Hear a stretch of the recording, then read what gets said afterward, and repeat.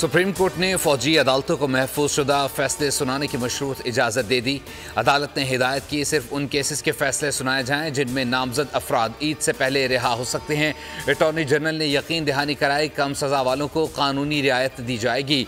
फैसले सुनाने की इजाज़त अपीलों पर हतमी फैसले से मशरूत होगी। अदालत के अटॉर्नी जनरल को अमल दरामद रिपोर्ट रजिस्ट्रार को जमा कराने की हिदायत। 3 साल से कम सज़ा पाने वालों की तफसीलात तलब। मजीद समाअत अप्रैल के तीसरे हफ्ते में होगी।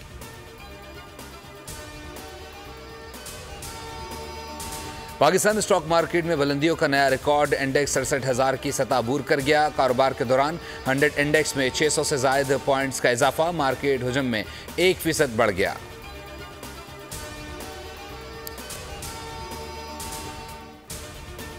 बिजली सार्फिन पर अरबों का इजाफी बोझ। 1 माह के लिए बिजली 5 रुपये फी यूनिट महंगी कर दी गई। नेपरा ने दरख्वास्त पर समाअत के बाद इब्तदाई मंजूरी दे दी। नेपरा के मुताबिक हतमी फैसला दादोशुमार के जायजे के बाद जारी किया जाएगा।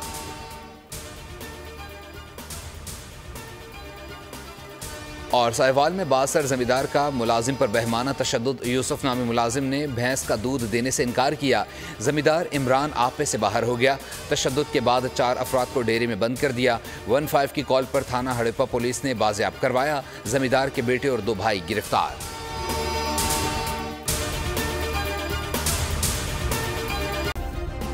सब्सक्राइब करें और बेल दबाएं ताकि कोई खबर रह न जाए।